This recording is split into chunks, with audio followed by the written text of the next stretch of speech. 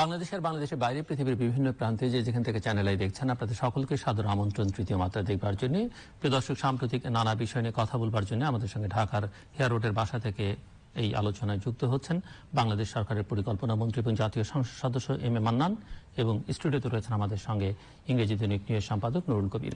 স্বাগত আপনাদের দুজনকেই তৃতীয় মাত্রায়। মিস্টার মিনিস্টার, নতুন একটি বছর শুরু হলো, মাত্র কয়েকটা দিন আমরা পার করলাম, এবং বিগত বছরটি গোটা পৃথিবীর মানুষের জন্যই খারাপ গেছে। বাংলাদেশের মানুষের জন্য কোভিড তার মধ্যে একটি অন্যতম কারণ, আরো নানান অনুষঙ্গ তার সঙ্গে যুক্ত হয়েছে। এবং নতুন বছরে কোভিডকে ঘিরেও এক ধরনের প্রত্যাশা আছে মানুষের মধ্যে যে ভ্যাকসিন আসবে, কোভিড থেকে পৃথিবী মুক্ত হবে, বাংলাদেশও মুক্ত হবে। এর বাইরেও বাংলাদেশ এই বছরটিতে তার স্বাধীনতা সুবর্ণ জয়ন্তী উদযাপন করতে যাচ্ছে। সো নানা রকমের পরিকল্পনা যখন বাংলাদেশ সরকার প্রণয়ন করে, আপনার মন্ত্রণালয়ের হাত ধরেই সেটি হয়, আপনার মাধ্যমেই সেটি হয়। আমি একটু জানতে চাইবো যে এই নতুন বছরটিতে আসলে আপনাদের রেজুলেশন কি, আপনাদের অঙ্গীকার কি, আসলে কি করতে চান বাংলাদেশের জন্য আপনারা? ধন্যবাদ এবং নববর্ষের শুভেচ্ছা আপনাকে এবং জনাব নুরুল কবিরকে। হ্যাঁ, নতুন বছরে শুরুতে আমরা যে কাজটা, বড় কাজ যেটা করলাম, হাতে নিলাম আমার ক্ষেত্রে, সেটা হলো আমরা অষ্টম পঞ্চবার্ষিকী পরিকল্পনাটাকে আনুষ্ঠানিকভাবে অনুমোদন করেছি। এটা টেকনিক্যালি শুরু হয়ে গেছে গত বছরের 1 জুলাই থেকে, কিন্তু আমরা অনুমোদন করাতে পারি নাই কোভিডের বা জড়িত কারণে। সুতরাং এইটা হলো সবচেয়ে বড় ইভেন্ট আমার জন্য এই বছরের। আর জাতীয়ভাবে তো আপনি নিজেই বললেন যে আমাদের 2-3টি ইভেন্টের এখানে এসে 3টে ইভেন্ট বললাম, বঙ্গবন্ধু আমাদের জাতির পিতার জন্ম শতবার্ষিকী, আমাদের জাতির 50 বছরের পূর্তি, আরেকটি অত্যন্ত গুরুত্বপূর্ণ বিষয় ঢাকা বিশ্ববিদ্যালয় আমাদের বাতিঘর বলা হয়, তারও 100 বছর পূর্তি 21 সালে। তো বাঙালিদের জন্য 3টি বড় ইভেন্ট, এবং 3টি আমরা এই বছর আরো বড় করে উদযাপনের আশা ছিল আমাদের, কিন্তু কোভিড জনিত কারণে আমরা এটাকে একটু কাটছাট করেছি, কিন্তু আমরা এই বছর করব। সেই প্রেক্ষিতে এই বছরটা আমাদের জন্য একটা নতুন চ্যালেঞ্জ বার্তা নিয়ে এসছে। চ্যালেঞ্জটা হবে যেটা এই মুহূর্তের হলো যে এই যে আমাদের যন্ত্রণা বিশ্বব্যাপী, যার শিকার আমরাও মানব জাতির অংশ হিসাবে, কোভিডের জড়িত। কোভিডকে আমার মনে হয় একটু আশার রেখা আমরা দেখছি এখন এই ভ্যাকসিন নিয়ে। 3 মাস আগেও কিন্তু এই আশাটা ছিল না। আমরাও ভ্যাকসিনের লাইনে আছি, আমরা চুক্তি সই করেছি। আমাদের যে দায়িত্বপ্রাপ্ত মন্ত্রণালয় এবং মন্ত্রী মহোদয়গণ বলেছেন এই মাসেই তারা মাঠে নামবেন নিয়ে, ভ্যাকসিন নিয়ে। তো এই সময় তো পুরনো খবর আপনারা সবাই জানেন, আপনারা।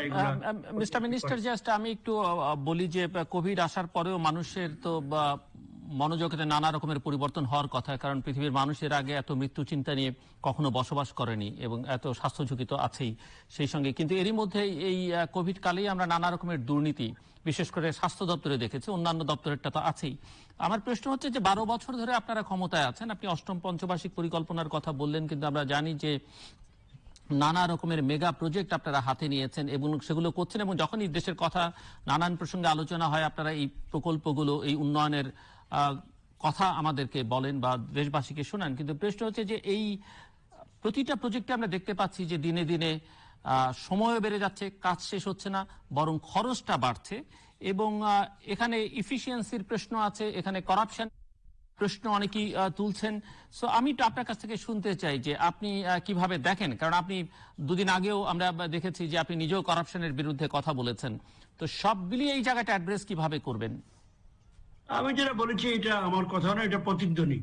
আমাদের সরকার প্রধান আমাদেরকে যে নেতৃত্ব দিচ্ছেন তার কথা তিনি বারবার গত কিছুদিন আপনারাও এটা নোট করেছেন এবং প্রচারও করেছেন।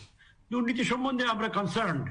তবে আমি এইটাও বলতে চাই একজন আশাবাদী মানুষ হিসাবে যে দুর্নীতি নিয়ে যতটা আমরা যে পর্যায়ে আমরা এটা নিয়ে সন্ত্রস্ত বা ভীত, আমি মনে করি অতটা ভীত আমি নই। কারণ যে পরিমাণ আমরা এখন আমাদের অর্থনীতির সাইজ বেড়েছে, বা যে পরিমাণ অর্থ আমরা ইনজেক্ট করছি ডেইলি বেসিস বা মান্থলি বা উইকলি বেসিস, সেটা আমাদের পূর্বপুরুষরা, কেন আমাদের সাম্প্রতিককালের অতি সম্প্রতি পূর্বপুরুষরা চিন্তা করেন নাই। সুতরাং এখানে একটু লোভের টেম্পটেশনটা বড়, এবং সুযোগটাও নানা ধরনের ইলেকট্রনিক সুযোগ সুবিধা আগে ছিল না, এখন ইলেকট্রনিক সুযোগ সুবিধাও আছে, টাকা ট্রান্সফার করার অনেক মেথড আছে, যেটা ইভেন কি সরকারগুলার, আমাদের সরকার কেন অন্যান্য দেশের সরকারদের নিয়ন্ত্রণের বাইরে। এই জন্য বিশ্বব্যাপী আপনারা জানেন যে এন্টি মানি লন্ডারিং অ্যাক্ট নামে একটা বিরাট চুক্তি করা হয়েছে জাতিসংঘের আওতায়, যেখানে আমরা সদস্য। এটার বড় সমস্যা। এই যে দুর্নীতির কথা বলছেন, আমাদের দুর্নীতি যে অর্থটা আমি কামাই করে দুর্নীতি করে, তাকে তো এটা অর্থবহ কাজে লাগাতে হবে। সেই জন্য তার ডেস্টিনেশন, তার জায়গা, লুকাবার জায়গা, এগুলো নিশ্চিত করে পরে আমি এটা আমার ফসলটা তুলি। সেই সুবাদে হ্যাঁ, আমরা সেটা স্বীকার। তবে আমি এইটা স্বীকার করে নিয়ে এটাকে অ্যাড্রেস করে আমাদের যে আইন কানুন আছে, আইনের মাধ্যমে অ্যাড্রেস করতে হবে। আইনের বাইরে পারবো না, যতই আমরা রাগান্বিত হই না কেন। কিন্তু আমাকে এট দ্য সেম টাইম মূল কাজ যেটা আমার হাতে আছে সেটা আমি নেগলেক্ট করতে পারি না। সেই কাজটা আমাকে চালিয়ে যেতে হবে। মেগা প্রকল্পের কথা বললেন, আমরা নতুন করে মেগা প্রকল্প আমরা নেইনি। যে 10টি প্রকল্প আমাদের হাতে ছিল গত কয়েক বছর ভাবে, তার সেইগুলোই বর্তমানে 7টি মোটামুটি লাইভ এবং অ্যাক্টিভ ভাবে চলছে, এবং সেগুলা ক্ষতিগ্রস্ত হয়েছিল। Covid was the main culprit recently. আর সেকেন্ড যেটা ছিল আমাদের, যেটা আমাদের নিজস্ব ব্যবস্থাপনার কিছু দুর্বলতা ছিল। সমন্বয়, আমাদের অভ্যন্তরীণ সমন্বয়, সরকার একটা টিম, এককভাবে কারো কিছু করার নয়। সুতরাং এই সমন্বয়ে আমরা দুর্বল এখনো রয়ে গেছি, যদিও আমি ব্যক্তিগতভাবে মনে করি আগের তুলনায় বেড়েছে। এই সকল মিলিয়ে সার্বিকভাবে আমি নেট যোগ বিয়োগ করে ইতিবাচক অবস্থানে আছি। কারণ আমাদের গত কয়েক বছরের প্রবৃদ্ধির মাপ, যেটা অনেকে একমত নন, বাট এটাই আমার কাছে এই মুহূর্তে একমাত্র মাপ, সেখানে আমরা আমাদের বেড়েছিল একটা না, এক্সেপ্ট এই বছর যেটা কোভিড আক্রান্ত বছর, আমাদের প্রবৃদ্ধি প্রায় অর্ধেক কমে এসছে, অর্ধেকের 1/3 কমে গেছে হিসাব করে, সর্বশেষ হিসাব অনুযায়ী। তবুও কিন্তু আমরা আমাদের অঞ্চলের মধ্যে, এই 10টি দেশ এশিয়ার মধ্যে আমরা সবচেয়ে বেস্ট পারফরমার। আমাদের পরে বোধ হয় চীন এবং আরো অনেকেই আছে, না সবাই আমাদের পরে, ভিয়েতনাম যাদের সঙ্গে আমার তুলনা করা হয় আমাদের পরে। সেই সুবাদে আমি বলছি যে আমরা মোটামুটি নতুন বছর আমরা আশার আলো হাতে নিয়ে, আশার আলো নিয়ে আমরা শুরু করেছি। কোভিডের আশা, ওষুধের আশা, ভ্যাকসিনের আশা, এবং নতুন করে এই সিজনে বড় প্রকল্প যেটা আমাদের, যেটা পদ্মা সেতু, এও একটি দৃশ্যমানতা বেড়েছে আগের তুলনায়, প্রায় শেষ পর্যায়ে আছে। সকল কিছু মিলে আমি সার্বিকভাবে ভালো অবস্থানে আছি। ধন্যবাদ। আসবো আমার আপনার কাছে মিস্টার নুরুল কবির, একজন নাগরিক হিসেবে, একজন সম্পাদক হিসেবে, সাংবাদিক হিসেবে আপনি কি মনে করেন যে বাংলাদেশের নাগরিকদের কি অঙ্গীকার আসলে এই বছরটিতে হওয়া উচিত, এবং সেখানটা থেকে সরকার যারা রাষ্ট্র পরিচালনা করছেন তাদেরকে কোন জায়গায় দেখছেন, এবং আপনি পরিকল্পনা মন্ত্রীর কাছ থেকে শুনলেন যে তারা কি মনে করছেন এই বছরটিতে আসলে তাদের অঙ্গীকার কি এবং কি হওয়া উচিত, কি করবেন তারা?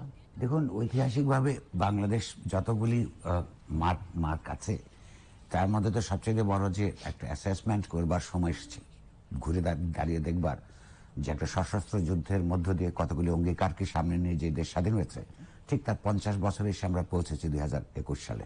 এই 50 বছরে পেছন থেকে কোথা থেকে শুরু করেছিলাম, কোথা এসে পৌঁছেছি, এবং তার সম্ভাবনাগুলো কি করে একটা স্বাধীন দেশের সম্ভাবনা ভীষণ থাকে, হ্যাঁ, তাকে কার্যকর করা যায়, সেইটা একদিক দিয়ে আপনার মূল্যায়ন করার পেছনটা, এবং সেইটাকে কেন্দ্র করে পরিকল্পনা প্রণয়ন করা এবং বাস্তবায়নের চেষ্টা করা হচ্ছে বাংলাদেশের মানুষের, সর্বশ্রেণীর মানুষের সবচেয়ে বড় ঐতিহাসিক কর্তব্যের মধ্যে পড়ে।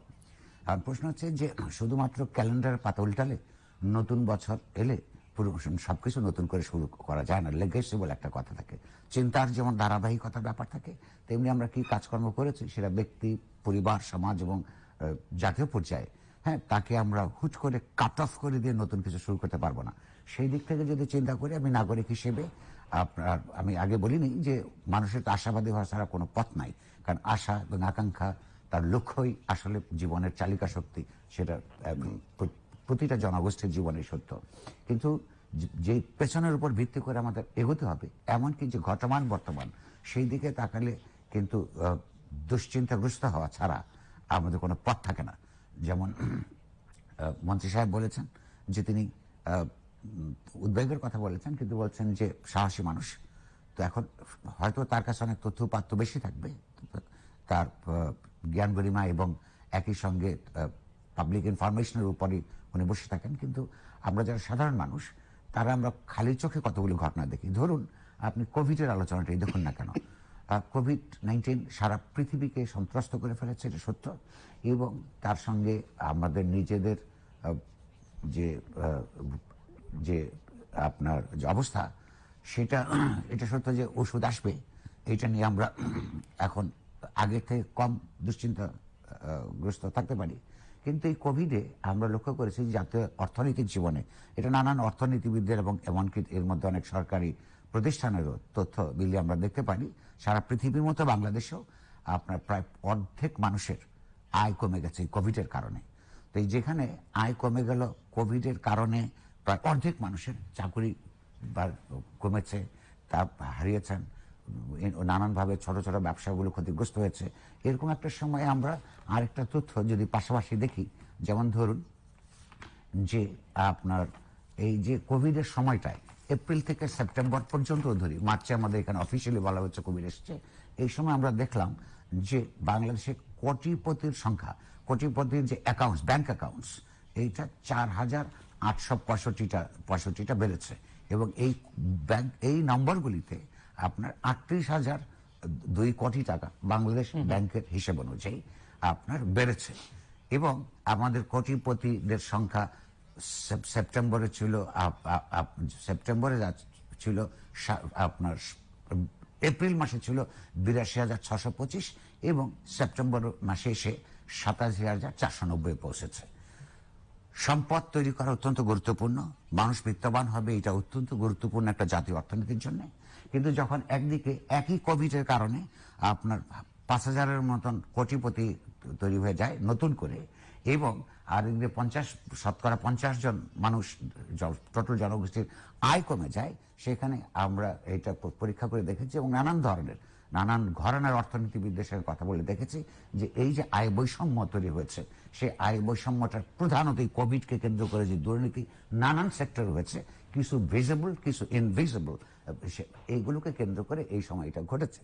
ফলে একটা মহাদুর্যোগকে কেন্দ্র করে যে অর্থনৈতিক ব্যবস্থা কিছু লোককে ধনীকে আরো ধনী করে তোলে এবং গরিবকে আরো গরিব করে তোলে, 50 বছরের মাথায় এসে দাঁড়িয়ে, মানে পার্টিকুলারলি সাবজেক্টিভলি কাউকে দোষারোপ না করে আমাদের সামগ্রিকভাবে চিন্তা করার দরকার আছে এই অর্থনৈতিক ব্যবস্থা আমরা কিভাবে কন্টিনিউ করবো, আদৌ কন্টিনিউ করবো কিনা। কিংবা ধরুন এইরকম একটা সময় যখন দুর্নীতি, আমি মন্ত্রী সাহেবের বক্তব্য পত্রপত্রিকায় পড়েছি গতকাল এবং পরশু, তো আমরা দেখেছি যে হ্যাঁ, দুর্নীতি আছে, সবসময় ছিল, এই ব্যবস্থার মধ্যে দুর্নীতি একটা অপরিহার্য অঙ্গ অর্থনীতি। কিন্তু প্রশ্ন হচ্ছে যার পরিমাণ এবং যেগুলি আলোচনা হচ্ছে সমাজের মধ্যে, সেগুলো থাকার পরও যে জবাবদিহিতা এবং সরকারের উদ্যোগে না হলেও যদি সরকারের সহযোগিতায় দুর্নীতি হয়, সেটা মেনে নেওয়া কঠিন। আমি একটা এক্সাম্পল দিচ্ছি আপনাকে, এটা সবাই এখন জানে, সাধারণ মানুষও জানে।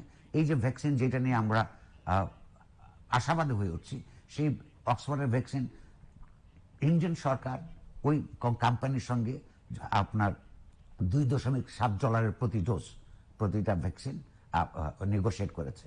বাংলাদেশ সরকার তাদের সঙ্গে নেগোশিয়েট করেছে $4।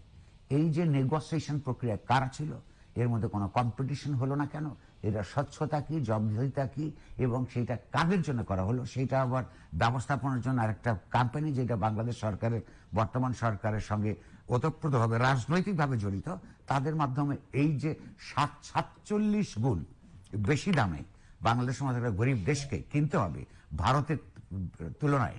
তো এইটার মধ্যে শুধুমাত্র ইনএফিসিয়েন্সি, অযোগ্যতা, অদক্ষতা আছে বলে শুধুমাত্র সেটা দিয়ে ব্যাখ্যা করা কঠিন। এখানে দুর্নীতি বলতে পারছে। এখন প্রশ্ন হচ্ছে যে মন্ত্রী সাহেব গতকালকে বলেছেন দুর্নীতি আছে, কিন্তু সেইটা কি করতে হবে সেটা আমরা জানি। কিছুক্ষণ আগে মানি লন্ডারিং এর কথা বলেছেন, আমি আসবো সেই জায়গায়। যেমন কি দুর্নীতিকে বাধাগ্রস্ত করবার জন্য দুর্নীতিবাজদের যদি ধরা না হয়, যেমন আপনি নির্বাচন কমিশনের কথা ধরুন, প্রায় 42 জন অত্যন্ত সম্মানী ব্যক্তি এই সমাজের, নানান রাজনৈতিক চিন্তা ভাবনার লোক, তারা অত্যন্ত আইনগত পন্থায় বর্তমান সরকারের নির্বাচিত প্রেসিডেন্টের কাছে আইনগতভাবে একটা আবেদন করেছেন। সেই আবেদনের এখনো পর্যন্ত কোনো সারা শব্দ আমরা নাই, বরং আমরা কোনো মন্ত্রীকে বলতে শুনেছি সেটাকে চ্যালেঞ্জ হিসেবে নিতে পারত সরকার, যে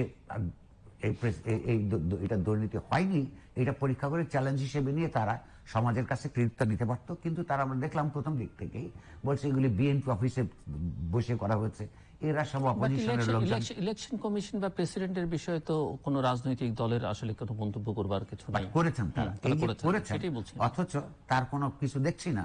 এখন প্রাইমা ফেসিটা কিন্তু গতকাল পত্রপত্রিকা আপনারা দেখেছেন প্রতিষ্ঠিত হয়ে গেছে। এই 42 জনের যে 42 জনের বিবৃতিতে আপনার অ্যাপ্লিকেশনের মধ্যে যে অভিযোগগুলি আছে, বাংলাদেশ রাষ্ট্রের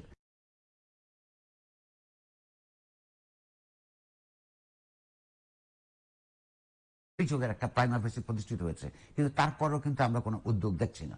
কিংবা ধরুন এই যে দুইজন মেয়র প্রকাশ্যে, একজন বর্তমান মেয়র আর একজন অতীত মেয়র, প্রকাশ্যে পরস্পরের বিরুদ্ধে কেউ দুর্নীতির অভিযোগ করছেন, কেউ ক্ষমতা অপব্যবহারের অভিযোগ করছেন।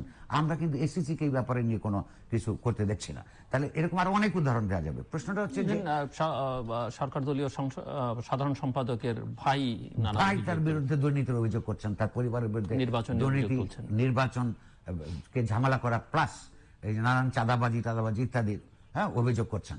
কিন্তু আমরা দেখতে পাচ্ছি যে একদিকে দুর্নীতির বিরুদ্ধে সরকার আছে এটা ঘোষণা দিচ্ছে, দুর্নীতির কতগুলো চেহারা পরিষ্কার হয়ে সমাজের সামনে ভেসে আছে, অথচ উদ্যোগগুলি নেই।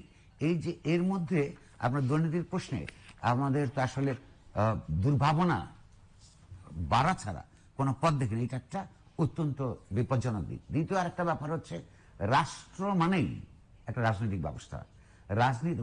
মানুষ একটা তত্ত্ব হচ্ছে যে একটা জনগোষ্ঠী রাষ্ট্র হিসেবে রাজনৈতিকভাবে সংগঠিত হয়। বাংলাদেশের মানুষ যুদ্ধের মধ্য দিয়ে রাষ্ট্র হিসেবে রাজনৈতিকভাবে সংগঠিত হয়েছে।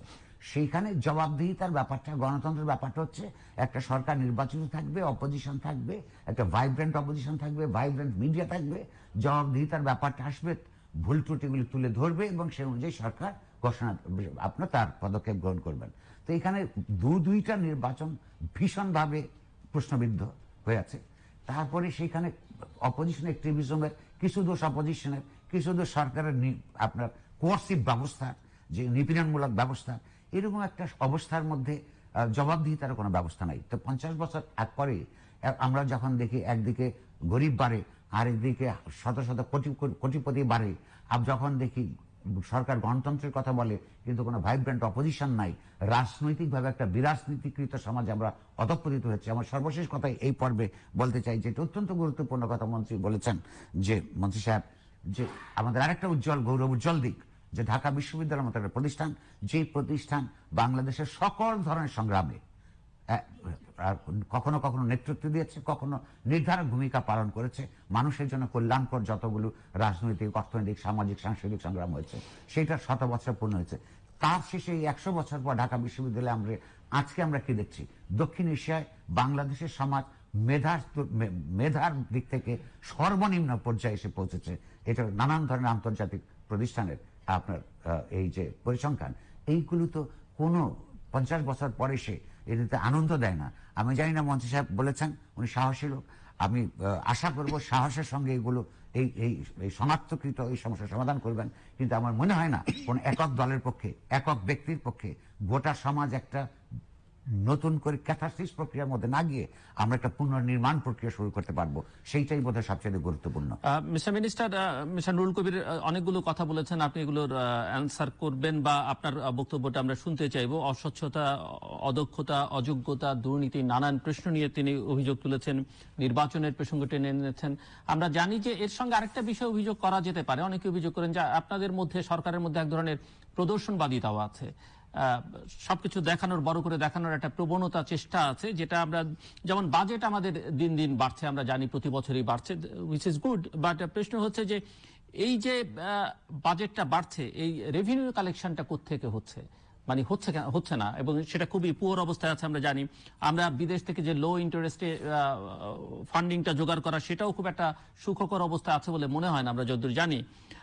বাট আমরা ইন্টারনাল নানান সোর্স থেকে কালেকশন করাটা হয় মানি, এবং সেটা কার স্বার্থে এখন প্রশ্ন হচ্ছে। এটা কি কেবলমাত্র দেখানোর জন্য, এবং তাতে আসলে এই যে আয় ব্যয়ের হিসাব বা লাভ ক্ষতির হিসাব, সেটা শেষ পর্যন্ত আপনারা কিভাবে করবেন? গণতন্ত্র, নির্বাচনের প্রশ্নে তুলেছেন। বাংলাদেশের সঙ্গে আপনারা দাবি করেন ভারতের খুব ভালো সম্পর্ক, এবং ভারতের ইন্ডিপেন্ডেন্সের পরই ভারতীয় তৎকালীন প্রধানমন্ত্রী জওহরলাল নেহরু তিনি অপোজিশন পার্টির একটা গুরুত্বের কথা বলেছিলেন, এবং যে কারণে সেখানে ভারতে বিরোধী দল তৈরি করা হয় তখন, মানে বিরোধী দলকে সুযোগ সুবিধা দিয়ে একটা বিরোধী দল। কিন্তু বাংলাদেশে আপনারা টানা 12 বছর ধরে ক্ষমতায়, দেখা যাচ্ছে যে ধীরে ধীরে বিরোধী মত, বিরোধী পথ, বিরোধী রাজনৈতিক দল তারা আসলে অপুষ্টিয়মান, তাদেরকে খুব একটা দেখা টাকা যায় না। সো এই স্বাধীনতা সুবর্ণ জয়ন্তীতে যেখানে কিছু কিছু অঙ্গীকারের কথা মিস্টার নুরুল কবির বলছিলেন, যে আপনাদের পরিকল্পনা কি আসলে? আপনারা নির্বাচন নিয়ে আগামী দিনগুলোতে যে নির্বাচনগুলো হবে, কিছু স্থানীয় সরকার নির্বাচন সামনে আছে, সেগুলো নিয়ে পরিকল্পনা কি? বিরোধী মত পথ, বিরোধী রাজনৈতিক শক্তিকে আপনারা কিভাবে দেখতে চান বাংলাদেশে আগামী দিনে, একটু শুনতে চাই আপনার কাছ থেকে। ধন্যবাদ আপনাকে। অনেকগুলো অভিযোগ আকারে এসছে, অভিযোগের তো জবাব আমি অভিযোগের জবাব দেওয়ার চেষ্টা করবো না, কারণ ঠিক হবে না। এর মধ্যে কিছু রাজনৈতিক বিষয় আছে, কিছু আইনি বিষয় জড়িত আছে। আমরা তো অভিযোগ করি আসলে আপনাদের জবাবদিহিতা নিশ্চিত করবার জন্য, যেহেতু আপনারা সরকারে আছেন, চেয়ার আছেন, জবাবদিহি করতে হবে। ব্যাখ্যা দেওয়ার, আমি এটাকে জবাব ওইভাবে দিচ্ছি যে কিছু রাজনৈতিক বিষয় আছে, এইটা আমার ক্ষেত্র বহির্ভূত, আমার আওতার বাইরে। কিছু আছে আইনি বিষয়, আদালতে বিচারাধীন বা প্রক্রিয়াধীন, সেগুলো নিয়েও আমার মন্তব্য করা ঠিক হবে না। আপনি একটা চমৎকার কথা বলেছেন যে আমাদের অনেকগুলো কাজ আপনি মনে করেন প্রদর্শনবাদিতা। নুরুল কবির সাহেব তো ইংরেজি প্রদর্শনবাদিতাকে কাছাকাছি এই আবার বলছেন যে সর্বশেষ এসছেন আপনি আমাদের রাজস্ব আদায়ের বর্তমান অবস্থা ইত্যাদি সম্বন্ধে। কতগুলো বিষয় হয়তো আমি পুরোপুরি কভার করতে পারবো না। প্রদর্শনবাদিতা কেন বলে নেই বুঝলাম না জনাব জিল্লুর রহমান। আমরা তো একটা সংগঠন, আমরা we have something to sell to the public.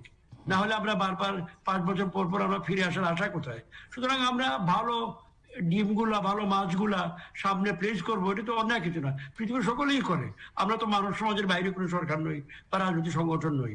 আমাদের দেখাবার মতো আছে বলেই তো আমরা দেখিয়েছি। এখন আপনি কান উল্টে দেখেন, কান পচা না কান ভালো। যদি আপনি কান পচা নেবেন না, কান যে ভালো এটা প্রমাণ যে আমরা গত 12 বছর আমরা একটা না পরিষ্কার লাল কানের মাছ জনগণের সামনে তুলে ধরেছি। কিভাবে? আমাকে তাহলে বিগ ডেটা আশ্রয় নিতে হবে, স্মল ডাটাতে গেলে আমার অসুবিধা হবে, কারণ এখানে কিছু কিছু দুর্বলতা আছে, আমি স্বীকার করছি। অন্য পয়েন্টে যেটা জনাব কবির তার কথায় মূল বিষয় ছিল ডিসপ্যারিটি, অসাম্য ইত্যাদি সম্বন্ধে। বাট বিগ ডাটা কি বলে? বিগ ডাটা বলে যে আমরা we R better then yesterday. Big data বলে যে বাঙালিরা অতীতের যে কোনো সময়ের তুলনায় এই বাংলার বাঙালিরা অতীতের যে কোনো সময়ের তুলনায় ভালো আছে। শিক্ষায় হোক, খাদ্যে হোক, কাপড়ে হোক, যোগাযোগে হোক, বিদ্যুতে মানব জাতির একটি শ্রেষ্ঠতম একটা কি বলবো, তিনি ভালো করে জানেন সেই সোভিয়েত বিপ্লবের প্রথম দিকে বিদ্যুতের ভূমিকা, এবং লেনিনের প্রথম যে 2-3টে বিষয় ছিল বিদ্যুৎ তিনি প্রথম নিয়ে এসেছিলেন। সেই বিদ্যুতে আমরা লেনিনের মতোই প্রায়, বলা ঠিক হবে কিনা জানি না, আমরা একটা বিপ্লব এনেছি বাংলাদেশে। আমরা ঘরে ঘরে বিদ্যুৎ নিয়ে গেছি এই আমাদের শতবার্ষিকীতে। সুতরাং আমরা তো প্রদর্শনবাদিতা যদি আপনি বলেন, আমরা যেটা প্রদর্শনবাদিতা দেখছি না, এটা হার্ড রিয়েল বিগ ফ্যাক্টস। ওকে, উনি চমৎকার কিছু ফিগার দিয়েছেন যে কোটিপতি সংখ্যা হাজার হাজার বেড়েছে, but at the same time দরিদ্র মানুষের সংখ্যা কোটি কোটিতে কমেছে। যেখানে আমাদের শুরুর দিকে ছিল 40% প্রায়, আমাদের কোভিড আসার মুহূর্তে আমরা 20% গত 12 বছরে এটাকে একটা নামিয়ে আনা হয়েছে। কয়েক কোটি মানুষের জীবন নিয়ে আমরা পরিবর্তন আনতে পেরেছি। আমি আবার বলছি আমাদের গ্যাপটা বেড়েছে অনেক ধনী এবং গরিবের মধ্যে। আমি গ্যাপে আসছিলাম, আপনি আমার মুখের কথা কেড়ে নিয়েছেন, ভেরি রাইট, গ্যাপটা বেড়েছে। কিন্তু আমার কনসার্ন হলো বটম লাইন নিয়ে। বটম লাইনটা কিন্তু উপরে উঠেছে, এইটা অস্বীকার জনাব কবিরও করবেন না, আপনিও করবেন না। বটম লাইন বলতে অতি দরিদ্র বুভুক্ষু যারা খাবার পেতেন না বা অনাহারে থাকতেন বা ও কাপড়ে থাকতেন, তাদের সংখ্যা কিন্তু কমেছে। এবং অনাহারে বলতে পারি কেউই নেই এই মুহূর্তে, যেমন বিদ্যুৎবিহীন কেউ নেই, ঠিক তেমনি অনাহারও কেউ নেই। তো যেহেতু অনাহারে কেউ নেই, আমাদের তো শুনেন, আমাদের বাঙালিদের বা এই বাংলাদেশের শুরুর কালে, যদি এই 72-এর শুরুটা আমরা ধরি, 71-এর শুরুটা, এই সময়কালেই আমাদের প্রধান সমস্যা ছিল খাবারের অভাব ছিল। আমরা একটা খাদ্যবিহীন জাতি ছিলাম। সুতরাং সেটাকে আমরা অ্যাড্রেস করে আমরা খাদ্যে স্বয়ংসম্পূর্ণতার কাছে এসেছি। আমরা কেউ না খেয়ে রাতে বিছানায় শুই না এখন, দরিদ্রতম ব্যক্তি থেকে শুরু করে উচ্চতম যারা হাজার হাজার কোটি টাকা বাজারের কথা বললেন। সেই সুবাদে আমরা মনে করি যে আমরা বড় দাগে, মোটা দাগে আমরা সরল পথেই আছি, এবং আমরা আমাদের যে গন্তব্য ছিল, চূড়ান্ত গন্তব্য, একটি পরিবর্তনের গন্তব্য, ইকোনমিক ট্রান্সফরমেশন, মডেল নিয়ে বেশ কম আছে, তার সঙ্গে হয়তো আবারও কিছু মিল থাকতে পারে, বেগুলো থাকতে পারে, কিন্তু সার্বিকভাবে যেটা বলা হচ্ছে এই বর্তমান বিশ্বে যে বিরাজমান যে হিসাব নিকাশ, সেই হিসাব নিকাশের আওতায় আমরা ভালো করছি, আমরা দারিদ্র্যকে কমাচ্ছি, এটা কেউ অস্বীকার করতে পারছে না। সুতরাং আর অন্যান্য বিষয় যেটা আসলো, ডিসপ্যারিটির কথা আমি বললাম, ইয়েস ডিসপ্যারিটি ইট পেইনস মি, আমারও কষ্ট হয়, কিন্তু বাস্তব হলো যে আমি এটাকে এই ইকোনমিক মডেলে যেখানে আমরা একা কোনো আলাদা মডেল সৃষ্টি করতে পারবো না। নর্থ কোরিয়া কিভাবে পেরেছে সেটা উদাহরণ অনেকে বলে, গভীরে গিয়ে বিবেচনা করতে হয়, এটা আলাদা বিষয়। এছাড়া ইভেন চীন, গণচীন, সেই চীনও যে মডেলে এখন যে ইকোনমিক ট্রান্সফরমেশনে এসছে তারা, সেখানেও আমরা মোটামুটি কাছাকাছি আছি, এক্সেপ্ট রাজনৈতিক প্রেক্ষাপট ছাড়া। সেটা মিন করছে চীন one party state, Vietnam one party state, Cuba one party state, সেখানে আমরা নই। আমরা বহুজাতিক গণতন্ত্র, আদর্শিক মানের নয়, উন্নত মানের নয়। জনাব কবিরের কাছে আমি 100-র মধ্যে হয়তো 90 পাচ্ছি না, কিন্তু আমরা যে 60 পাচ্ছি এটা পরিষ্কার, কারণ আমরা গত 12টি বছর আমরা স্থিতিশীল পরিবেশ দিয়েছি এবং 3টি নির্বাচন করেছি, 4র্থ নির্বাচনের দিকে আমরা যাচ্ছি। এর গুণাগুণ নিয়ে অনেকে সংশয় আছে, প্রশ্ন আছে, আমরা একটু শুনবো। পণ্ডিতরা আলোচনা করছেন, আপনারাও করছেন, আমরা দেখছি, শুনছি। We are trying to improve things. যেমন ইলেকশন কমিশন নিয়ে একটু আগে মন্তব্য করা হলো যে আমাদের বিশিষ্ট নাগরিক বৃন্দ কিছু অভিযোগ এনেছেন, ফাইন, অভিযোগটা তারা মহামান্য রাষ্ট্রপতি বরাবর করেছেন। তিনটি সিভিল সোসাইটির একটি উচ্চতম অংশ, ইলেকশন কমিশন নির্বাচনের জন্য উচ্চতম অংশ, এবং মহামান্য রাষ্ট্রপতি সিম্বলিক্যালি হাইয়েস্ট অংশ। এই তিনটা সম্বন্ধে যে বিষয়টা এখন আলোচনা আপনারা আনলেন ইলেকশন কমিশন নিয়ে, এই সম্বন্ধে আমি মনে করি এটা ভালো, এটা আলোচনা হবে। আপনি কেন হতাশ হওয়ার তো সময় নয়, যেহেতু মহামান্য রাষ্ট্রপতি বরাবর ওনারা পিটিশন দিয়েছেন, it must be under consideration. আমি তো তার মুখের কথা কেড়ে আনতে পারবো না, আমার বিশ্বাস যে এটি ডিউ বিবেচনা পাচ্ছে এবং এইটা আলোচনা থাকা ভালো। এইসব বিষয় আমি মনে করি এখানে ফুটবল খেলার গোল মতন নয়, স্কোর করা নয়, সিভিল সোসাইটিতে আলোচনা হয়, আলোচনাটাই হলো মূল উদ্দেশ্য। That we are able to talk openly and enter into dialogue, engagement যেটাকে বলা হয়, পশ্চিমারা আজকাল বলে নতুন শব্দ, we are engaged with this. তো আমরা we are engaged with this, আমরা সিভিল সোসাইটির সঙ্গে এনগেজ, আমরা গণমাধ্যমের সঙ্গে এনগেজ, আমরা মোটামুটি আমরা মনে করি আমাদের, তবে আমি ব্যক্তিগত মনে করি আমাদের এনগেজমেন্টের ক্ষেত্র হওয়া হচ্ছে আমাদের জনগণের সঙ্গে। সেখানে আমরা এনগেজমেন্টে সাকসেসফুল আছি, আমি মনে করি আছি বলি আমরা ভালোভাবে টিকে আছি কন্টিনিউয়াসলি। এখন মোটামুটি there were some attempts destabilize করার, ইট ডিড নট সাকসিড, কারণ জনগণ এটাকে গ্রহণ করে নেই। এইটাই হচ্ছে শ্রেষ্ঠ বিচার, এইটাই হচ্ছে শ্রেষ্ঠ ফল, যে জনগণ কোন টেম্পটেশন, কোন ধরনের উস্কানি গ্রহণ করেনি। আগের দিনে যাওয়ার সেই অরাজকতার দিনে জনগণ একতাবদ্ধ, উন্নয়নের জন্য, স্থিতিশীলতার জন্য, পরিবর্তনের জন্য সেই হাওয়াটা, ভালো হাওয়াটা আমরা গ্রহণ করেছি। সুতরাং সেখানে এইটাকে আপনি যে প্রদর্শনবাদিতা বলেন, আমি আপনার সঙ্গে একমত নই, এটা হার্ড ফ্যাক্ট এবং এটা আমরা বারবার দেখাতে পারবো। সর্বশেষ কথা এই মুহূর্তে আমি আর বেশি বলতে চাই না, রাজস্ব। ইয়েস, রাজস্ব নিয়ে আপনার ভীতি আছে, আপনি শুনেছেন আমাদেরও যে টার্গেটেড রাজস্ব আমরা আদায় করতে পারি নাই এই বছর। কেন? কোভিড একটা মেইন কারণ, কিন্তু আগের বছরও পারিনি। একটা উন্নয়নশীল, একটি ডেভেলপিং কান্ট্রি যেটা নিত্য পরিবর্তন, টিনেজারের মতো, তার যে রিকোয়ারমেন্ট এটা কখনোই কিন্তু সোসাইটি থেকে আসে না, অন্যান্য দেশেরও আসেনি। উই হ্যাভ টু বড়ো, we have to print, we have to go into other measures, যেটা আমাদের হাতে আছে।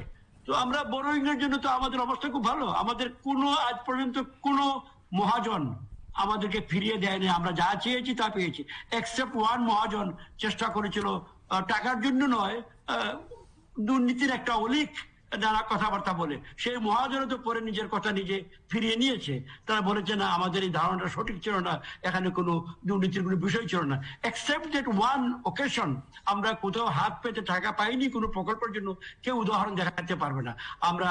সুতরাং আমরা আমাদের আশা পুরোপুরি আছে যে যদিও domestic financing will be short, আমরা এটাকে শুধু নট অনলি মেক আপ, আমরা হাতে আরো এক্সেস অর্থ থাকবে যদি আমরা ভালো প্রকল্প নিয়ে বেরোতে পারি এবং বুঝিয়ে আমরা আনতে পারি। সেই ধরনের অর্থ এখন প্রচুর পৃথিবীতে আছে এই মুহূর্তে, বিশেষ করে পশ্চিমা মহাজনদের কাছে অঢেল অর্থ আছে, তাদের তো খরচ করার জায়গা নেই, এই সুযোগটা আমরা নিতে পারি বোধ হয়। জি, মিস্টার নুরুল কবির, অনেকগুলো প্রসঙ্গ আপনি জবাব দেবেন, কিন্তু আমি আরেকটা প্রসঙ্গ যুক্ত করতে চাই যে এই যে স্বাধীনতার সুবর্ণ জয়ন্তীর আলোচনা করছে, গণতন্ত্রের নির্বাচনের আলোচনা করছে, আমাদের এখানে বিরোধী দল যে নেই বা ধীরে ধীরে ক্ষয়িষ্ণু, এর দায় কি শুধুমাত্র সরকারি দলের উপরে বর্তায় কিনা?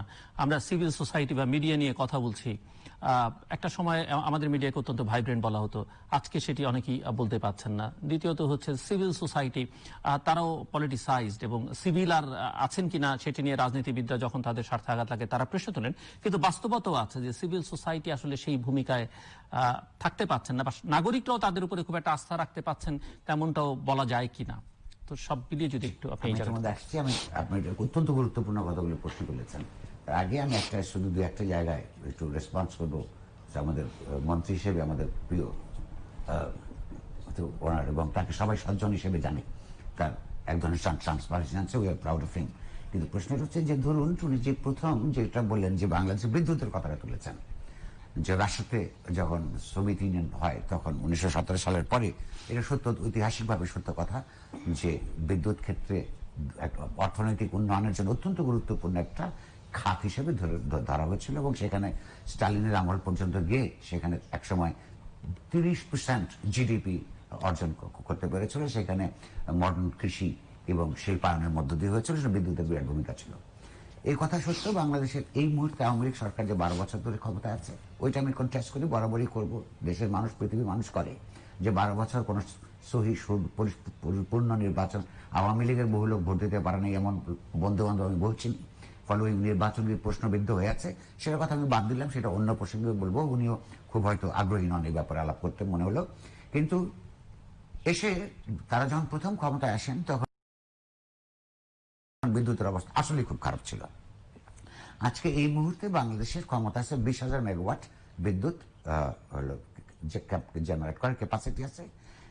এর মধ্যে আরো 3500 ধরতে পারেন আপনি মেগাওয়াট, যেখানে ক্যাপটিভ প্ল্যান্ট বলে, নানান শিল্প কারখানা নিজেদের উদ্যোগে ইয়ে থেকে বিদ্যুৎ নেয়, বাট গ্যাস কিনে তারা বিদ্যুৎ উৎপাদন করে। দক্ষিণ এশিয়ায় যে ফিগার আমরা পাই, সেখানে পার ক্যাপিটা কনজাম্পশন বিভিন্ন দেশের মধ্যে যত আছে, বাংলাদেশের পার ক্যাপিটা কনজাম্পশন বিদ্যুতের এখনো অনেক কম, চাহিদার বেশি আছে। কিন্তু প্রশ্নটা মানে চাহিদার থেকে কম আছে, কিন্তু প্রশ্নটা হইল এই বিদ্যুৎ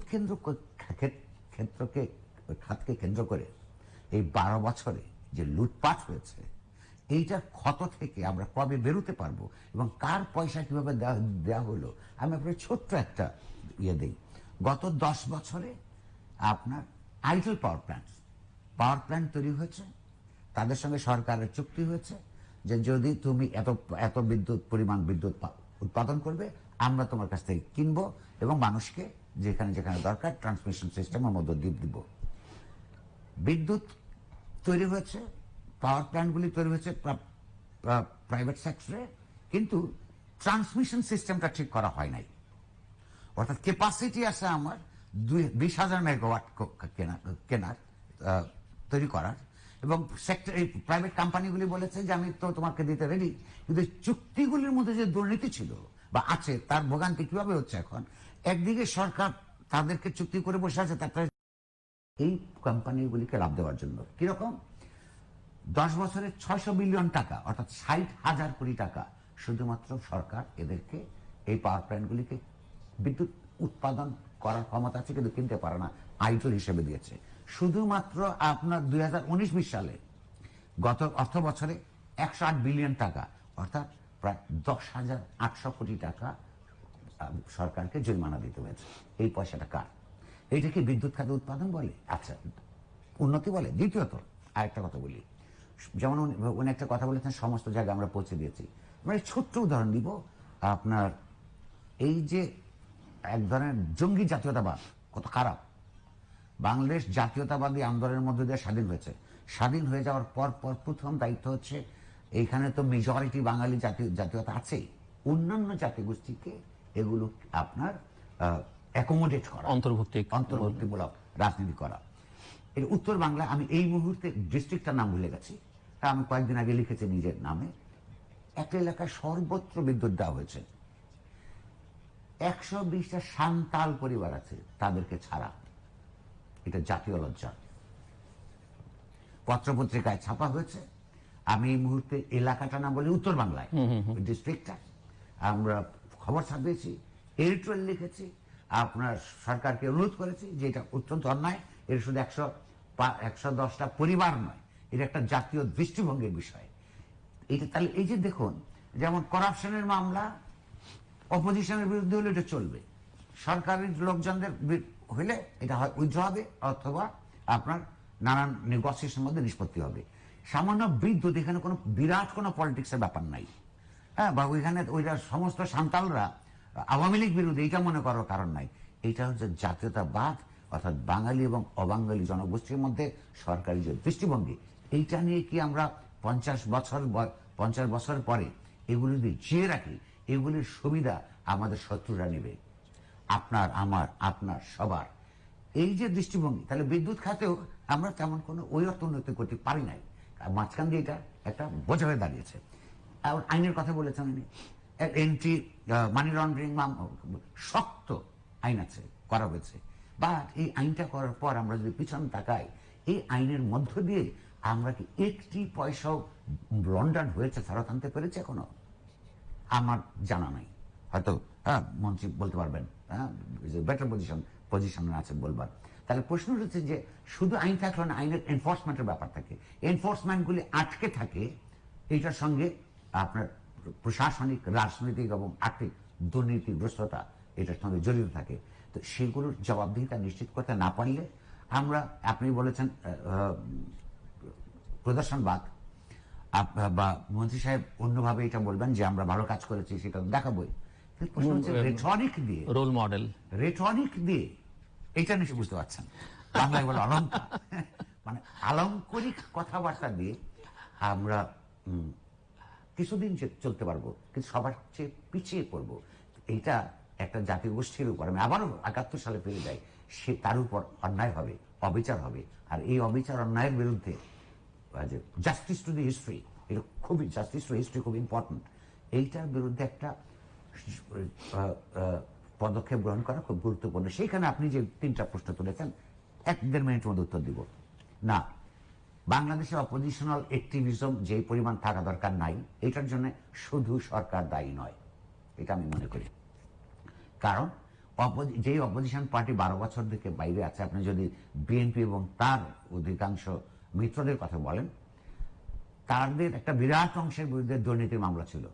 সরকার সবসময়, সরকারি পার্টি তাদেরকে স্তব্ধ রাখবার জন্য ওইগুলিকে এক্সপ্লয়েট করে। এই এক্সপ্লয়েট করার সুযোগ তারা দিয়েছে অপোজিশন।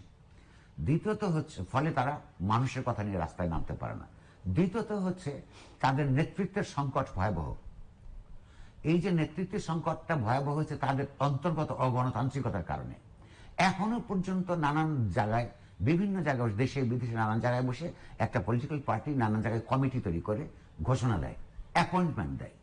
এটা যেমন সরকারি অ্যাপয়েন্টমেন্ট হয়, বা আপনি প্রাইভেট ফার্মের মধ্যে যেমন অ্যাপয়েন্টমেন্ট হয়, এর এই পদে দিলাম, ওর ওই পদে দিলাম, এইভাবে অ্যাপয়েন্টমেন্ট করা পার্টি, অর্থাৎ গ্রাসরুট লেভেল থেকে যোগ্য নেতৃত্বকে নির্বাচনের মাধ্যমে উঠে শেষ পর্যন্ত যে নির্বাচনের ব্যবস্থা, সেইটা যদি না থাকে, যে কোনো সংগঠন দুর্বল হতে থাকে অন্তর্গতভাবে। এই প্রবণতা আওয়ামী লীগের মধ্যে আছে। যদি কখনো অপোজিশনে যায়, টের পাবে তাতে কি অবস্থা হয়, যে কমিটি ব্যবসা। ফলে একদিকে অন্তর্গত অগণতান্ত্রিকতা, আরেকদিকে সরকারের এটা মজা পাওয়া, ওই যে ব্ল্যাকমেইল করা, হ্যাঁ, 40টা 50টা 60টা করে মামলা দিয়ে এদেরকে ঝামেলায় রাখা। এইটার মধ্য দিয়ে শেষ পর্যন্ত আওয়ামী লীগও ক্ষতিগ্রস্ত হবে। জবাবদিহিতার মধ্যে যখন থাকে না, তখন মানুষ স্বৈরতান্ত্রিক আচরণ করে। আর দেশের ক্ষতিগ্রস্ত হবে কোথায় জানেন? এইটা আমি জানি, এখানে যেই 3 জন আমরা বসে আছি, এই 3 জনের একজনও সেই সম্ভাবনাটাকে ওয়েলকাম করবার কথা নয়। আপনি যখন মডারেট টাইপের সংগঠনগুলিকে তৎপর হতে দিবেন না, তখন আপনার নিয়তিবাদী, আপনার ধর্মকেন্দ্রিক, ধর্মভিত্তিক রাজনীতি সমাজের অভ্যন্তরে নীরবে তলে তলে তলে তলে তার বেজ করে উঠবে। এবং একসময় আপনি যে একটা লিবারেল ডেমোক্রেটিক ব্যবস্থার মধ্যে আপনি বসবাস করছিলেন, সেই ব্যবস্থা হুমকির মুখোমুখি হবে। সেই দিন কারোরই পালাবার পথ থাকবে না। এবং বাংলাদেশের যে একটা গণতান্ত্রিক অঙ্গীকার, রাষ্ট্রের যে গণতন্ত্রায়ন, একটা ডেমোক্রেটিক রিপাবলিক করার কথা ছিল 50 বছর আগে, সেইটা পিছিয়ে যাবে। এইটার জন্য সবাই দায়ী। আর সর্বশেষ কথা, আপনি সিভিল সোসাইটির কথা বলেছেন। সিভিল সোসাইটি এবং গণমাধ্যম, ছোট্ট করে গণমাধ্যম, আসলে গণমাধ্যম সিভিল সোসাইটির পার্ট। এখন প্রশ্ন হচ্ছে যে এইটা ডিভিসিভ হয়ে আছে। ধরুন বিএনপি আমলের দেখেছি আওয়ামী লীগের সঙ্গে যুক্ত তারা ভীষণ সোচ্চার, হ্যাঁ, যে হইল বিএনপির কি কি অপকর্ম আছে। আওয়ামী লীগ আমলে দেখছি বিএনপির সঙ্গে যুক্ত লোকজন তাদের আবার ভীত সন্ত্রস্ত, কারণ আগের অপকর্মের সঙ্গে তাদের যুক্ত ছিল। কিছু কিছু মাত্র লোক কথা বলে। এই কারণে আমি দীর্ঘদিন থেকে যেই সিভিল সোসাইটি, দেখুন বাংলাদেশ একটা নেশন স্টেট, এই নেশন স্টেটের জন্য একটা ন্যাশনাল আর্মি, শক্তিমান কমিটেড ন্যাশনাল আর্মি থাকা অত্যন্ত গুরুত্বপূর্ণ। আমি এটা সবসময় সমর্থন করি। কিন্তু ন্যাশনাল আর্মি হচ্ছে রুল পছন্দ করি না, কারণ এই দেশে এই আর্মি শাসনের বিরুদ্ধে অনেক কিছু হয়েছে। এবং এই যে যারা যেই সিভিল সোসাইটির অংশ সক্রিয়ভাবে অথবা নিষ্ক্রিয়ভাবে যারা হইল আর্মি শাসনকে, আওয়ামী লীগকে ভাল লাগে না, বিএনপিকে ভাল লাগে না বলে আর্মি শাসনকে সমর্থন করে, এখনো আবার কিছু লোক আছে যে ওনারা যে সমস্ত স্বৈরতান্ত্রিক কাজ করতেছে এটা বিকল্প হিসেবে বিএনপি নিষ্ক্রিয় হয়ে গেছে, আবার কোনোভাবে হচ্ছে আবার আনাটানা যায় কিনা। তাতে আর্মি ক্ষতিগ্রস্ত হয়, ন্যাশনাল আর্মি ক্ষতিগ্রস্ত হয়, জাতীয় প্রতিরক্ষা ক্ষতিগ্রস্ত হয়, গণতান্ত্রিক রাজনীতির বিকাশ ক্ষতিগ্রস্ত, অথবা সিভিল সোসাইটির একটা অংশ তাকে সমর্থন করেছিল, এখনো করে। তাদেরকে আমি ইভিল সোসাইটি বলতাম এই কারণে, কারণ এটা কোনো সুস্থ রাজনৈতিক বিকাশের কোনো ধারা নয়। এমন একজনকে দেখলাম ইংরেজি ভাষায় বই লিখে আমাকে গালিগালাজ করছে, আমি কেন ইভিল সোসাইটি বলেছি। আমাকে বলছে হয় আমি মূর্খ অথবা পপুলিস্ট। হ্যাঁ, পপুলিজম অত্যন্ত খারাপ জিনিস, উনিও জানে আমিও জানি। পপুলিজমের কাজ ধার কাজ দিয়ে আমি চাই না। কারণ প্রশ্ন হচ্ছে যে যতক্ষণ পর্যন্ত একটা ন্যায়পরায়ণ, বুদ্ধিবৃত্তিক ভাবে সক্রিয় সিভিল সোসাইটি আমরা তৈরি করতে না পারবো, ততক্ষণ পর্যন্ত রাজনীতিতে অপোজিশনে থাকুক, সরকারে থাকুক, তারা স্বৈরতান্ত্রিক হয়ে উঠবে। সেই স্বৈরতান্ত্রিকতা একদিন তাদেরকেও গ্রাস করবে। রাজনীতিকে যদি গ্রাস করে, তাহলে সমাজ এবং রাষ্ট্রের গণতান্ত্রিক রূপান্তরের প্রক্রিয়াকে গ্রাস করবে। সেইটা কোনোদিন কারোর জন্য ভালো হতে পারে না। Mister minister. জি, ধন্যবাদ। চমৎকার একটা বিশ্লেষণ আছে, কিন্তু এখানে একটা ব্যর্থ ঘটেছে। আমি কথা দিচ্ছি, খোঁজ নিব, এবং আমি আপনাকে অনেক ধন্যবাদ। আমি কালকে আপনাকে এটা পাঠিয়ে দিব আপনাকে অঙ্গীকারের জন্য। এখানে এটা আমাদের পারস্পরিক প্রয়োজন, তাদেরকে এটা অ্যাড্রেস করা। ওই জনপদের নামটা যদি আসে, আমি ব্যক্তিগতভাবে ডিসি এবং ওইদিকে যে পল্লী বিদ্যুতের লোকজন আছে কথা বলবো। Thank you. এখন অন্য 2-3টা বিষয়ে আমি জনাব নুরুল কবির ব্ল্যাকমেল শব্দটা ইউজ করে দেওয়া, মনে হয় বোধহয় খেয়াল করেননি। রাজনৈতিক কৌশল, প্রায়োগিক রাজনৈতিক কৌশল, মাঠের রাজনীতির কৌশল আর একাডেমিক রাজনীতির কৌশল একটা ফারাক পৃথিবীর সর্বত্রই আছে। অ্যাডভান্স ডেমোক্রেটিক সোসাইটি যেগুলোকে সকল বলা হয়, ইদানিং তো আমরা দেখছি কি হচ্ছে, সেই সব জায়গায় আছে, আমাদের এখানেও আছে। সেটাকে আপনি ব্ল্যাকমেল বলা ঠিক হবে না। যাই হোক, আমার মনে হয় এটা হয়তো উনি পুরার সেন্সে বলেছেন।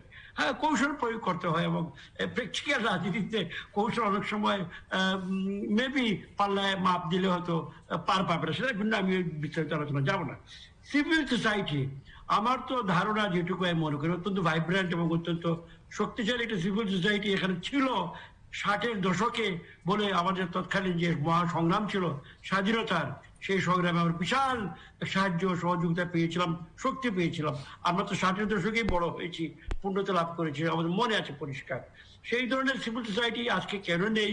একটু আগে কবির আমাদের বাতিঘর, আমাদের শতবর্ষের যে একটা গর্বের আমাদের ঢাকা বিশ্ববিদ্যালয়ের সম্বন্ধে কিছু মন্তব্য করেছেন, আমি রিপিট করছি না। ওখানে যে ধরনের কি বলবো স্টেপ ডাউন শব্দটা কোট আনকোট হয়েছে, civil society as a whole বোধ হয় কিছুটা প্যারাডাইম শিফট হয়েছে। কি সেন্সে? তখনকার সিভিল সোসাইটির যে আদর্শ উদ্দেশ্য ছিল, এখন বোধ হয় কিছুটা বৈষয়িকতা বেড়েছে, উন্নয়নের যে একটা বেটার লিভিং, বেটার সুযোগ, সবকিছু বোধ হয় একটু মার্জিনালি হলেও এফেক্ট করেছে। এটা আমার নিজের মত, হয়তো পণ্ডিতরা ইয়ে নাও করতে পারে। তো সিভিল সোসাইটি তো নিশ্চয় অবরুদ্ধ নয়। অন্যান্য অনেক দেশে যেগুলো আছে, আমাদের আশেপাশের দেশগুলো অন্যান্য দেশের সঙ্গে তুলনা করলে আমরা যথেষ্ট ভালোই পার পেয়ে যাই। যেমন আমাদেরকে প্রায়শ বলা হয়, তোমরা কি করেছো, ভিয়েতনাম তোমাদের ইয়ে ছিল, এত করে ফেলছে। কিন্তু ভিয়েতনামে কি সিভিল সোসাইটি আছে, বেজিং এ কি সিভিল সোসাইটি আছে, আর আমাদের এখানে কি সিভিল সোসাইটি আছে, এটা পারলে আমি আপলোড করে দেখার জন্য আমি অনুরোধ করবো। মোটামুটি আমি মনে করি, এখনো মনে করি সম্মানজনক আছে, তুমি স্কোপ আছে আর বেটার, সেটা ওনাদের দায়িত্ব, যারা এতে লিডারশিপে আছেন।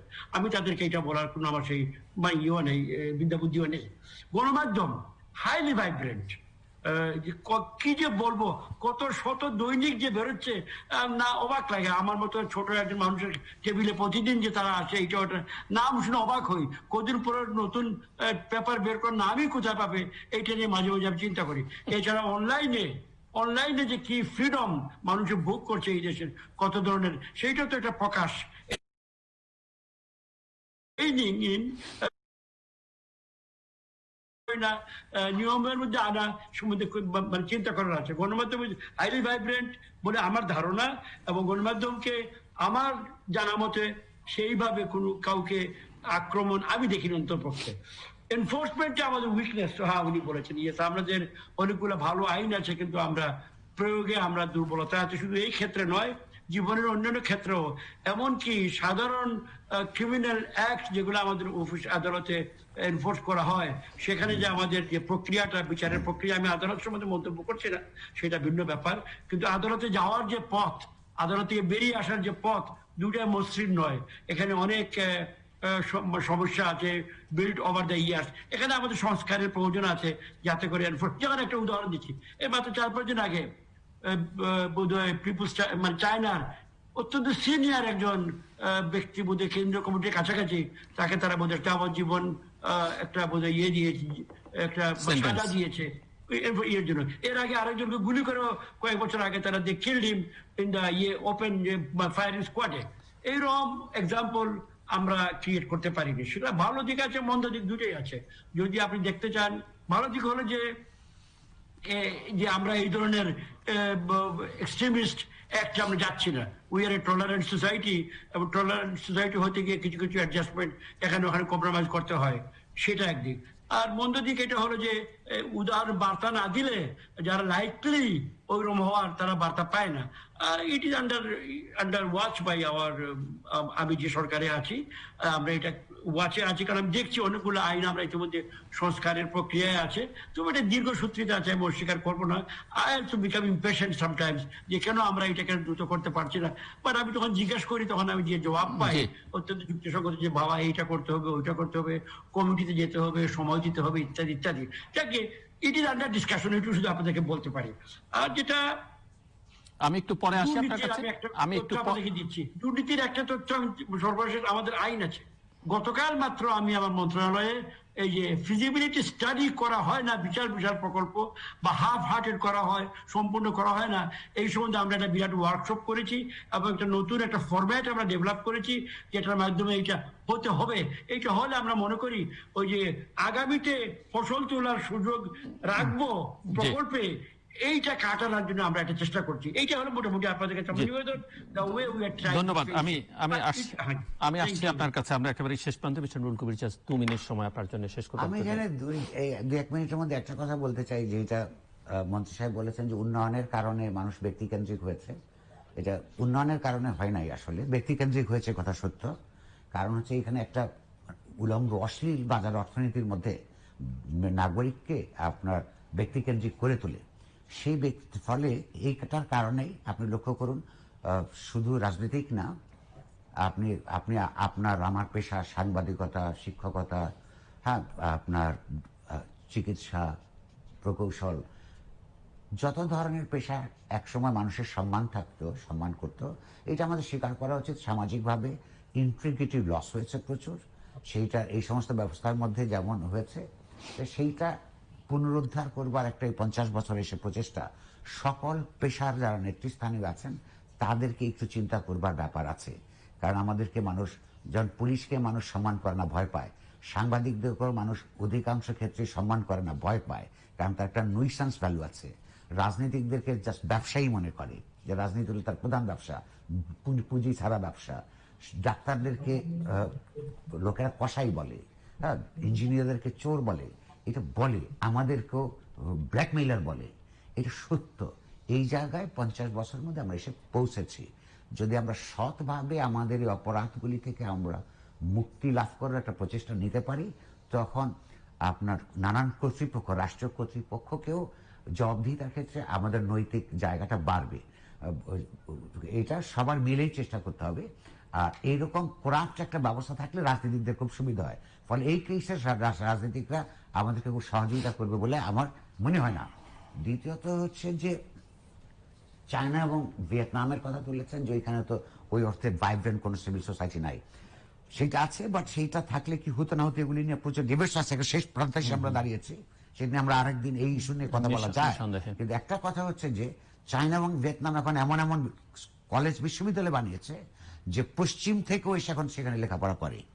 আচ্ছা, তাহলে ওই যে ওই সমস্ত কলেজ বিশ্ববিদ্যালয় স্কুল যেই ধরনের নাগরিক তৈরি করে, সেই ধরনের নাগরিক তৈরি তাদের মধ্যেই সিভিল সোসাইটি থাকে, তাদের মধ্যেই যখন কর্মকর্তা হয় তাদের অন্য ধরনের একটা নৈতিক এবং আপনার বুদ্ধিবৃত্তিক মানদণ্ড তৈরি হয়। আমরা কিন্তু সেখানে ওই যে দক্ষিণ এশিয়ার সবার পেছনে পড়ে আছি। এইটাই শিক্ষা ক্ষেত্রটা আমাদের জন্য একটা অত্যন্ত বড় চ্যালেঞ্জ। এইটা কালেকটিভলি এবং সিরিয়াসলি নেওয়া দরকার আছে, এবং আপনার এটাকে বলে যে প্রায়োরিটি ভিত্তিতে যদি আমরা না নেই, তাহলে কিন্তু আমরা আমাদের ঐতিহাসিক অঙ্গীকার থেকে পিছিয়ে পড়বো। মিস্টার মিনিস্টার, খুব ছোট্ট করে জাস্ট 1-1.5 মিনিটে শেষ করতে হবে প্লিজ। ঐতিহাসিক অঙ্গীকার পিছিয়ে পড়বো না আশা করি জনাব করিম, জনাব কবির উদ্দিন। আমরা আমাদের মূল যাত্রায় আছি। হ্যাঁ, to you and to me also sometimes এখানে ওখানে আমরা উই আর কাটিং কর্নার, যত উই আর মেকিং কম্প্রোমাইজেস। একটু আগে আমি একটা এলুড করেছিলাম কৌশল, not a very good word, but এর কোনো বিকল্প নেই এই মুহূর্তে। কৌশলগত কারণে ইট মে নট মাস্টার, কারণ এখানে অনেক ইয়ে আছে। সুতরাং এইটা আমাদের এগোতে হচ্ছে, because if I am sunk I am finished. এটা হলো if you nothing succeed like success যে কথা। সুতরাং আমরা এটা শেষ আশা। আমরা মনে করি আমাদের বর্তমান নেতৃত্ব, আমাদের বর্তমান সরকার প্রধান এবং তার নেতৃত্বে আমরা যেটুকু আপনি যার এলুড করলেন সামরিক শাসন টাসন এগুলো বললেন টললেন, যে পর্যায়ে গিয়েছিল ওখান থেকে উদ্ধারের যে বিশাল প্রক্রিয়া, আমরা কষ্ট হচ্ছে, আমরা painfully but we are making progress. এইটা মোটামুটি মোটা দাগে বলা যায়। আমি সকল, যেমন সাঁওতাল কেসটা আমি বারবার আমাকে পীড়া দিচ্ছে এই ধরনের ব্যত্যয়, অথবা যদি আমাদের যে হিল ট্র্যাক্সে ক্ষুদ্র নিগোষ্ঠী যারা আছেন তাদের কোনো বিষয়ে, এগুলা অবশ্যই আমরা অ্যাড্রেস করতে হবে। আমরা স্বীকার করি, কারণ আমরা স্বীকার করি, এটাকে ঢাকার চেষ্টা করছি না। আর আমি কথা বলতে চাই, 30 সেকেন্ড। ঢাকা বিশ্ববিদ্যালয় ব্রিটিশদের আন্ডারে এত চমৎকার করলো, আমাদের কাছে কেন করতে পারছে না, এই প্রশ্ন রেখে আমি শেষ করছি। একটা কথা বলতে চাই, কৌশল জীবনের মধ্যে দরকার পড়ে, কিন্তু জীবনটা যদি কৌশল হয়ে যায় তাহলে সেটা দুঃখজনক হবে। অনেক ধন্যবাদ মিস্টার এম এ মান্নান এবং মিস্টার নুরুল কবির এই আলোচনা অংশ নেবার জন্য। দর্শক, পরিকল্পনা মন্ত্রী আমাদের সঙ্গে কথা বলছিলেন, আমরা নানা প্রশ্ন তুলেছিলাম এবং তিনি জবাব দেবার চেষ্টা করেছেন। জবাবদিহিতা অত্যন্ত গুরুত্বপূর্ণ, সব মন্ত্রী জবাব দিতে চানও না, এবং অনেকে মন্ত্রী হিসেবে মানুষ তারা যে দেশে আছেন, কি অবস্থায় আছেন সেটি মানুষ জানেও না। এটি একটি ভালো দিক, এবং প্রশ্ন করবার যে সুযোগ দেয়া সেটিও ভালো দিক। এটিও এইভাবে মিস্টার নুরুল কবির প্রশ্ন তুলছিলেন যে বাংলাদেশে সকলের জন্য এই সুযোগ সুবিধা সর্বত্র আছে কিনা, সেটি প্রধান বিবেচ্য হওয়া উচিত। এবং 50 বছর যখন সুবর্ণ জয়ন্তী বাংলাদেশ পালন করবে, তার যে স্বাধীনতার অঙ্গীকার, তার মধ্যে যে গণতন্ত্র, নির্বাচন, বৈষম্যহীন একটা সমাজ প্রতিষ্ঠা, মানবিক মর্যাদা, ন্যায় বিচার, এই জায়গাগুলো নিশ্চিত করবার দিকে বাংলাদেশকে মনোযোগ দিতে হবে। বাংলাদেশ কোথায় এসে দাঁড়িয়েছে, মিস্টার নুরুল কবিরের একেবারে শেষ প্রান্তের আলোচনায় এসে তিনি তুলে ধরেছেন যে বিভিন্ন পেশার কথা তিনি উল্লেখ করেছেন, রাজনীতিবিদ থেকে শুরু করে সাংবাদিক, চিকিৎসক, পুলিশ, এবং তাদেরকে সাধারণ নাগরিকরা কিভাবে দেখেন। এতেই বোঝা যায় যে বাংলাদেশ কোথায় এসে দাঁড়িয়েছে। এবং মন্ত্রী মিস্টার নুরুল কবির দুজনই ঢাকা বিশ্ববিদ্যালয় দেশের সর্বোচ্চ বিদ্যাপীঠের চিত্র কি সেটি নিয়ে দুঃখ প্রকাশ করেছেন, এবং কেন হলো সেটি নিশ্চয়ই গবেষণা করা যেতে পারে। কিন্তু বাংলাদেশ যে জ্ঞান বিজ্ঞানে বুদ্ধিবৃত্তির চর্চায় দক্ষিণ এশিয়ার মধ্যেই সবচেয়ে নিচে আছে, সেটি বিভিন্ন আন্তর্জাতিক প্রতিষ্ঠান ইতিমধ্যে আমাদেরকে জানান দিয়েছে। করণীয়টাকে আমরা সেটি নিজেরা নির্ধারণ করতে পারি। নানা রকমের সংকট আছে, সম্ভাবনাও আছে। মন্ত্রী তাদের সাফল্যের নানা দিক তুলে ধরবার চেষ্টা করেছেন। কিছু কিছু জায়গায় মিস্টার নুরুল কবির যেসব অভিযোগ তুলছিলেন বা আমিও কিছু প্রশ্ন করছিলাম, কিছু কিছু স্বীকারও করে নিয়েছেন। কিন্তু এই বিষয়ে কোনো ভিন্ন মত নেই যে আমাদের অক্ষমতা আছে, অযোগ্যতা আছে, আমাদের মধ্যে দুর্নীতি আছে, সমন্বয়ের অভাব আছে, স্বচ্ছতা জবাবদিহিতার অভাব আছে, সব মিলিয়ে সামগ্রিকভাবে শাসনের একটা বা সুশাসনের একটা দুর্বলতা আছে। সেই জায়গাটা অ্যাড্রেস করতে হবে বাংলাদেশকে। ভ্যাকসিন নিয়ে আমরা আলোচনা করছিলাম এবং ভ্যাকসিন গত বছর আমরা কোভিড নিয়ে আলোচনা করেছি। বছরের শেষ প্রান্ত থেকেই ভ্যাকসিন মানুষের মধ্যে আশা জাগিয়েছে যে 2021-এ হয়তো আমরা কোভিডকে বিদায় করতে পারবো ভ্যাকসিন। কিন্তু ভ্যাকসিন নিয়ে ইতিমধ্যেই নানা রকমের ধূম্রজাল সৃষ্টি হয়েছে, যদিও কদিন পরপরই আবার আসার চিত্র দেখানো হয়, কিন্তু শেষ পর্যন্ত কি দাঁড়াবে আমরা জানি না। কিন্তু একটি কথা আমরা বলতে পারি যে ভ্যাকসিন নিয়ে যে কোনো রাজনীতি না হয় এবং ভ্যাকসিন নিয়ে যেন কোনো ব্যবসা না হয়। এবং মন্ত্রী এখানে আছেন, তিনি মাথায় রাখবেন পরিকল্পনা মন্ত্রণালয়ের বড় বড় প্রকল্প, ছোট প্রকল্প সবই তার হাত দিয়ে যায়। বাংলাদেশের প্রতিটি নাগরিক যেন বিনামূল্যে ভ্যাকসিন পায় এবং বাংলাদেশের অর্থনীতির যা সাইজ তাতে বাংলাদেশ এই সামর্থ্য বহন করে। বড় বড় প্রকল্পের চাইতে এটি অত্যন্ত জরুরি যদি আমরা সামগ্রিকভাবে আমাদের উন্নয়নকে দেখতে চাই। আরেকটি কথা শেষ মুহূর্তে যেটি মিস্টার রুহুল কবির উল্লেখ করেছিলেন যে আমরা যদি উদার রাজনৈতিক প্রক্রিয়ার চর্চাটা অব্যাহত না রাখি সমাজে, রাষ্ট্রে, এবং সেটি যদি করতে বাধা দিই তাহলে উগ্র অগণতান্ত্রিক শক্তির উত্থান হবে। এবং আমার মনে হয় যে পরিকল্পনা মন্ত্রী নিজেও জানেন এবং তিনি মাথা নেড়ে সমর্থন দিচ্ছেন এই কথায় যে আসলে সেই দিকটাতে নজর দেওয়া দরকার। আমরা আশা করব যে আগামী দিনে নির্বাচন নিয়ে, গণতন্ত্র নিয়ে, উন্নয়ন নিয়ে যে প্রশ্নগুলো মানুষের মধ্যে আছে এই প্রশ্নগুলোর একটা ইতিবাচক সুরাহা হবে। দর্শক, আমাদের সঙ্গে থাকবার জন্য অসংখ্য ধন্যবাদ। আপনাদের সবার জন্য শুভকামনা।